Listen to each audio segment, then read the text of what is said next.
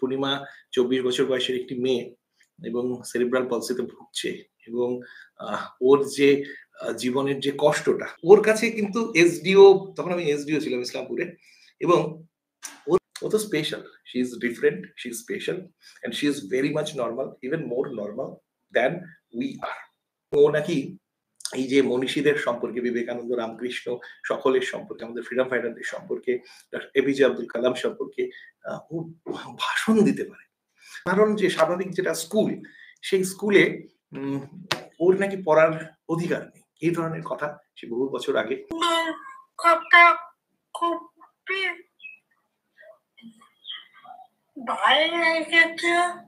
আচ্ছা, আপনার কথা খুব ভালো লেগেছে। Hello and welcome to live talks. Live talks এর একটা নতুন লাইভ সেশনে সকলকে স্বাগত জানাই।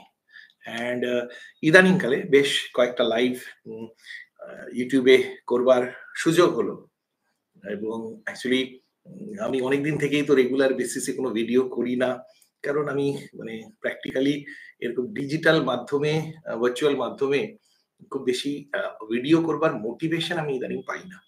গতকাল আমি একটা ভিডিও আপলোড করেছি এবং সেই ভিডিওটা একটি মেয়ে পূর্ণিমা, সে শুভজিৎ আমাকে ভিডিওটা সকালবেলা পাঠায়, এবং সেই ভিডিওটার মধ্য দিয়ে পূর্ণিমার রিয়াকশনটা, পূর্ণিমা ২৪ বছর বয়সের একটি মেয়ে এবং সেরিব্রাল পলসিতে ভুগছে এবং ওর যে জীবনের যে কষ্টটা, যন্ত্রণাটা, সেটা ওর ওই ভিডিওটার মধ্যে আমি বুঝতে পারছিলাম। কিন্তু তা সত্ত্বেও her entire মানে সবকিছু এতটা, everything was so inspiring.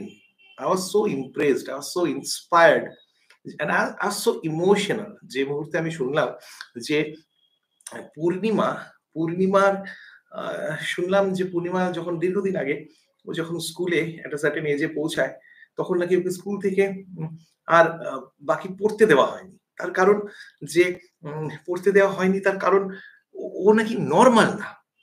এই কারণে যে সাধারণ যে স্বাভাবিক যেটা স্কুল, সেই স্কুলে ওর নাকি পড়ার অধিকার নেই, এই ধরনের কথা সে বহু বছর আগে পূর্ণিমা শুনেছিল। এবং এরা যেহেতু একদমই গ্রামের ফ্যামিলি, এবং অ্যাওয়ারনেসটা যে এই ধরনের স্কুলও রয়েছে। প্রথম কথা যে কেন অধিকার নেই, আমার খুব বেশি করে তারে জমিন পার সিনেমাটার কথা মনে পড়ছিল, যে তারে জমিন পারের সেই আমির খানের রোলটা সাম রাম নিকুম্ভ এরকম এক ধরনের কিছু ক্যারেক্টারটার নাম ছিল, ওয়ান্ডারফুলি পোর্ট্রেড বাই আমির খান। কিন্তু মুশকিল হলো যে এগুলো তো আমরা সিনেমাতে দেখি, বাস্তব জীবনে তো ওরকম বাচ্চাদের যখন হয় এবং স্কুল থেকে যখন বলে যে ওদেরকে স্পেশাল স্কুলে পাঠাতে হবে, সেই মতন করে প্রতিবাদ করবার ক্ষমতাটা কতজনের থাকে?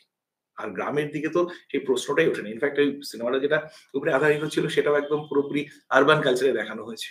ফলে গ্রামের দিকে আজকের ডেটও আমরা এক্সপেক্ট করতে পারি না, কারণ মানুষের মধ্যে সেই অ্যাওয়ারনেসটা একেবারেই নেই। সো আমার যেটা সবচেয়ে ভালো লাগলো যে শুভজিৎ নিজেও স্টুডেন্ট, মানে কম্পিটিটিভ পরীক্ষার অ্যাসপিরেন্ট, তার সঙ্গেও পড়ানোটাও চালিয়ে থাকে, এবং সবচেয়ে বড় কথা যে পূর্ণিমার মতন এরকম ডিজার্ভিং মেয়েগুলোর হাত ধরে থাকে। That is a big thing. আমরা অনেকেই বড় বড় কথা বলি, আমাদের মতন মানুষরা এরকম ইউটিউবে এসে আমরা অনেকেই অনেক সময় বড় বড় কথা বলি, বাট অ্যাকচুয়াল ফিল্ডে কতটা সময় আমরা দিতে পারি, দ্যাটস মানে আমি আমার ক্ষেত্রে নিজেকে আমি প্রশ্ন করেছি যে আমার পক্ষে শুভজিৎ যেটা করেছে সেটা রেগুলার বেসিসে করা, আমি হয়তো টাইমের অজুহাত দেবো বা অন্য কিছু বলবো, বাট সামহাউ আমি করতে পারিনি। একটা দুটো এরকম কেস যখন সামনে এসছে, একটা সলিউশন ভাবার চেষ্টা করেছি, বাট যে কনসিস্টেন্টলি ওর পাশে থাকা, ওর হাত ধরে থাকা, ওকে এভরিডে ফিল করানো যে you are special, you are very much special, এবং ইউ আর নর্মাল, এবং মানে তোমার নর্মালসি অন্যদের নর্মালসি যে অনেক বেশি স্পেশাল, এই জিনিসটা ফিল করানোটা আই থিঙ্ক আমাদের মতন যারা মানুষ রয়েছে তাদের খুব বড় কর্তব্য। এবং সেই জায়গাতে somehow we have failed the society, আমি বলবো এই কথাটা। আত্মবিশ্লেষণ যখন করতে হবে, এবং এই জায়গাটাতে শুভজিতের মতন ছেলেরা, এরকম গ্রাম বাংলাতে বহু ছেলেরা রয়েছে যারা হয়তো একটা ছোট এনজিও করে বা এরকম প্যাশন থেকে এরকম ভাবে এই মেয়েদের পাশে দাঁড়ায়, এই এরকম মানুষের পাশে দাঁড়ায়। আমি যখন প্রথমে ভিডিওটা দেখছিলাম তখন আমি বুঝতে পারিনি। আমি ভেবেছি সিরিয়াসলি যে ও মেয়েটি পূর্ণিমা ও বোধহয় ১০-১১ বছরের একটি মেয়ে হবে। পরে জানতে পারলাম যে শি ইজ 24 ইয়ার্স ওল্ড এবং 24 ইয়ার্স ওল্ড এবং ওর কোনো ফরমাল এডুকেশন একটা সার্টেন এজের পরে হয়নি। বাট তা সত্ত্বেও শুভজিতের কাছে পড়তে আসে এবং ও নাকি এই যে মনীষীদের সম্পর্কে বিবেকানন্দ, রামকৃষ্ণ সকলের সম্পর্কে, আমাদের ফ্রিডম ফাইটারদের সম্পর্কে, এপিজে আব্দুল কালাম সম্পর্কে ও ভাষণ দিতে পারে। ওকে একটা ছবি আঁকতে বলা হলে সেই ছবি আঁকাটা হয়তো অনেকটা সময় নেয়। কিন্তু সে ততক্ষণ ধরেই সেই ছবিটাকে আঁকে যতক্ষণ না পর্যন্ত ওর চোখে সেই ছবিটা কমপ্লিট হচ্ছে। তাহলে একটা ছবি আঁকতে একটা মেয়ে ২৪ বছরের একটা মেয়ে তার ৩ থেকে ৪ ঘন্টা সময় লাগছে। কিন্তু সে ছবিটাকে শেষ করছে। এর জন্য এর জন্য যে কতটা ডেডিকেশন এবং ডিটারমিনেশন দরকার, আমরা যারা একটা কাজ ওই ৪-৫ মিনিট করে তারপরে যখন দেখি খুব কঠিন তখন উঠে যাই হয়তো। তাই না? বাট কবিতার মতো যাকে ওকে স্কুল থেকে বলেছিল that she is not normal, মানে গ্রাম বাংলার স্কুলে বলেছে হয়তো যে ও নরমাল নয় বা ওর এই স্কুলে পড়ার অধিকার নেই। প্রথম থেকে যেটা বলছিলাম যে ও আমাদের চেয়ে অনেক বেশি নরমাল এবং সেটাই অ্যাকচুয়ালি ঠিক। আমরা যে কাজটা করতে পারি না সেটাও করতে পারে। ও তো special. She is different, she is special and she is very much normal, even more normal than we are. But ওর মতন একটি মেয়ে ওরকম একটা পরিবেশের মধ্যে থেকে, ওরকম একটা পরিস্থিতির মধ্যে থেকে সে বলতে পারে যে, "স্যার আপনার কথাগুলো খুব ভালো লেগেছে।" মানে আমার একটা পডকাস্ট চলছিল বইটাকে নিয়ে এবং সেই পডকাস্টটা ওর ভালো লেগেছে। So I was honored. I was honored এই কথাটা ভেবে যে আমার ওই পডকাস্টে ১ ঘন্টা, সোয়া ১ ঘন্টা ধরে কথাবার্তা উম সেটা ও শুনেছে এবং সেটা ওর ভালো লেগেছে। এর চেয়ে বেশি বড় প্রাপ্তি সত্যি কথা, সত্যি কথা। আমি অনেক আমার সার্ভিসে ধরো আশীর্বাদ অনেক পেয়েছি। ঠিক আছে? এবং আমার সঙ্গে আ একটি আ মেয়ের একটি ট্রাইবাল মেয়ে, হুম? ওর আ সঙ্গে একটা আ আ পরিচয় এবং ওর ও এরকম ছিল আরকি, উঠতে পারত না। ঠিক আছে? একটা খুব মুখী মারডি এবং তার এরকম চলন ক্ষমতা ছিল না। ঠিক আছে? তারপর এবং সে অদ্ভুতভাবে তার কোনো মানে এই ডিসেবিলিটি সার্টিফিকেটও ছিল না। কারণ ওই সম্প্রদায় সেই এমন প্রত্যন্ত জায়গাতে ছিল, সেখানে এই ডিসেবিলিটি সার্টিফিকেট বা ওর যে আ আ সরকারি সুযোগ সুবিধাগুলো পাওয়া, সেটার সম্পর্কে অ্যাওয়ারনেস টাও ছিল না। তো ওর বাড়িতে গিয়ে একদিনের মধ্যে আমরা ওর সার্টিফিকেটটাকে ব্যবস্থা করিয়েছি। এবং তারপর ওকে যখন হুইল চেয়ার বা এগুলো বা অন্যান্য ফেসিলিটিস গুলো দেওয়া হচ্ছিল, মনে আছে? যে স্টেজটার মধ্যে মানে একটা বড় একটা অনুষ্ঠানের মধ্যে ওকে দেয়া হচ্ছিল। তাই না? অ্যান্ড ও স্টেজে ছিল। আমি ওই প্রোগ্রামটাতে অনেক পরে উঠেছিলাম।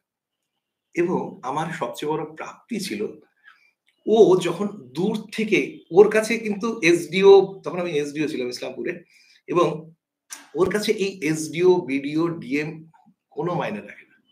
ওর কাছে জাস্ট একটা ভদ্রলোক, হ্যাঁ? সে আমার বাড়িতে এসছেন। আমার সমস্যাটা বুঝে আমার জন্য হয়তো কিছু করার চেষ্টা করছেন। কি করার চেষ্টা করছেন সেটা পর্যন্ত হয়তো বোঝার ক্ষমতাটা ওর নেই। বাট মেবি সামথিং করার চেষ্টা করছে। এইটুকুই। এবং সেই মানুষটাকে ও একবার দেখেছে ওর বাড়িতে। হুম? ওর বাড়িতে, ওর বাড়ির যে চাতালটা আরকি, বাড়ির যে উ উ উঠোনটার মধ্যে আমি বসে মাটির উপরেই বসে ওর ইয়েগুলো করছিলাম, আমার স্টাফরা করছিল, আমি ওর সঙ্গে কথা বলার চেষ্টা করছিলাম। অ্যান্ড যখন আমাকে দূর থেকে দেখেছে ও, she was like exuberant. She was like mad in joy. ও ওরকম ভাবে আমাকে দেখাচ্ছে আরকি, হ্যাঁ? ওইখান থেকে আমি বুঝতে পারছি। অ্যান্ড অনেক দূর থেকে আমি গাড়ি থেকে নামছি, হুম? উম অ্যান্ড অনেক দূর থেকে আমার সঙ্গে ওর আই কনট্যাক্ট হচ্ছে। অ্যান্ড ওর যে খুশিটা, that spark, it actually mesmerized me. এবং তখন মানে আমি ভাবলাম যে আস সো লাকি যে এই বাচ্চা মেয়েটার অ্যাফেকশন টা আমি পেলাম। তাই না? আমরা তো এরকম ছোট, ছোট গল্প আমরা পড়ে থাকি। ঠিক আছে? তারপর যেটা হয় পরবর্তীকালে ট্রান্সফার বা তারপরে হয়তো আহ আর ওখানে আমার যাওয়া হয়নি। ওই দিনটার পরে। আমি ওর খোঁজ নিয়েছি। অনেকদিন খোঁজ নিয়েছি। আর যাওয়া হয়নি। কিন্তু ওই মুহূর্তটা আমার হৃদয়ের মধ্যে কিন্তু একদম দাগ কেটে গেছিল। এরকম ছোট, ছোট জিনিস আমাদের যেটা সরকারি কি বলবো? কাঠামোর মধ্যে থেকে যেগুলো সুযোগ পাই, কিন্তু সেগুলো তো সম্পূর্ণ একটা সরকারি বন্দোবস্তের মধ্যে থেকে। ফলে সেই জিনিসে কাজটা করে ওর আনন্দটা ইজ মোর ইম্পর্টেন্ট। ঠিক আছে? এবং আমি তো সেক্ষেত্রে আধিকারিক। বাট ইদানিং আমি সবসময় বলছি যে আমার লেখক সত্তাকে বা আমার ব্যক্তি সত্তাকে আমি সবসময় আধিকারিক সত্তার আগে রাখছি। সেই জায়গাটাতেই আমাকে স্পর্শ করে গেছে এমন একটি মেয়ে যে নমস্কার স্যার কথাটা বলতেও স্যার হয়তো অনেকটা সময় লেগে যাচ্ছে। এবং সে তার মুখ দিয়ে তার যে কথাগুলো বলছে, সেই কথাগুলো হয়তো মুখ দিয়ে ধ্বনিত হওয়ার আগেই তার চোখ আমাকে সেই কথাগুলো বলে দিচ্ছে। যারা দেখোনি ভিডিওটা, প্লিজ আমার গতকালকের আপলোড করা এই ভিডিওটাকে একবার অন্তত দেখো। You will start crying because I did that. I did that after that video was over. আমি আটকাতে পারিনি। ও যখন আমাকে বলছে যে, "স্যার আমি আপনার বইটাকে পড়বো, আমার কাকু আমাকে বইটা পড়িয়ে দেবে।" আমার তখন মনে হয়েছে কেন পড়িয়ে দেবে? কারণ বইটার সম্পর্কে আমি যে পডকাস্টে কথাগুলো বলেছিলাম সেটা ওর খুব ভালো লেগেছে। তাহলে এই যে এই যে ফিলিংটা, এর চেয়ে বড় উপহার একজন লেখকের কাছে, এর চেয়ে বড় প্রাপ্তি, এর চেয়ে বড় সম্মান একটা লেখকের কাছে আর কিচ্ছু হতে পারে না। Nothing comes even closer to it, even close to it. কখনো হতে পারে, it's not possible.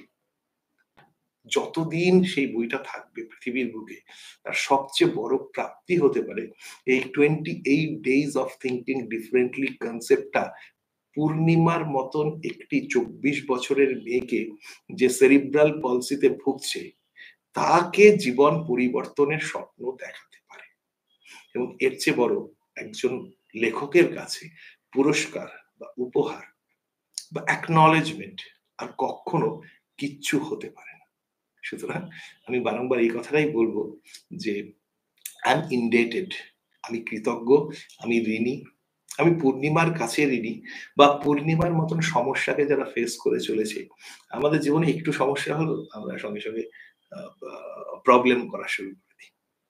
আর যে এরকম একটা সমস্যাতে ভুগছে, যার হাতের মুভমেন্ট ঠিক নেই, যার মুখের কথা অত সহজে বাইরে আসছে না, বাট যার হৃদয়টা আমাদের চেয়ে অনেক বেশি পবিত্র, যার চোখ তোমার আমার সকলের চেয়ে অনেক বেশি বিউটিফুল, সেই পূর্ণিমার হৃদয়ে যে আমি বা আমার বই জায়গা নিতে পেরেছি, এর চেয়ে বড় আর কোনো প্রাপ্তি হতে পারে না। It can never happen. তাই না? আমি তো একটা স্ট্যাটাস কালকে আমি দিয়েছিলাম। আমার WhatsApp স্ট্যাটাসে আমি দিয়েছিলাম। এই আবার পড়ে শোনাচ্ছি এক্সাক্টলি আমি কি লিখেছিলাম। যে আমার মনে হয়েছিল এটা। Just a second. The sane world has never appreciated how beautiful you are. The sane world, sanity যেটা আমরা sanity বলি, যে স্বাভাবিক, সুস্থ স্বাভাবিক এই যে দুনিয়াটা, the sane world has never appreciated how beautiful you are, and that's why it needed an insane like me to love you, kid. The sane world has never appreciated how beautiful you are, and that's why it needed an insane like me. সাধারণ মানে আমার মতন এরকম একটা খ্যাপাটে লোকেরই প্রয়োজন ছিল তোকে ভালোবাসার জন্য বাচ্চা। এই যে সাধারণ স্বাভাবিক যে দুনিয়াটা না, সেই দুনিয়াটা হয়তো তোর সৌন্দর্যকে চিনতে পারেনি। তাই তোকে ভালোবাসার জন্য এরকম খ্যাপাটে পাগলাটে একটা লোকেরই দরকার ছিল বাচ্চা। So that was my WhatsApp status. এখনো আছে সেটা। Loved by so many people. You know? So that was my immediate feeling. এটা তোমরা একবার দেখতে পারো।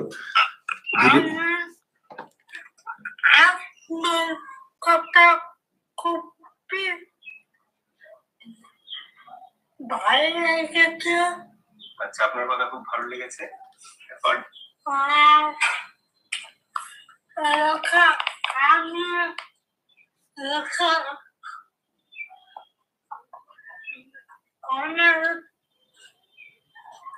কাকুর কাছ থেকে বইটা পড়বো। আচ্ছা, বলছে কাকুর কাছ থেকে, মানে আমার কাছ থেকে সেই বইটা পড়তে চাই। বইটা সম্পর্কে আমরা এত সুন্দরভাবে আমরা সেদিন আলোচনা করেছিলাম কি কি আছে সেটা দেখে ও যেহেতু পড়তে পারবে না সেই জন্য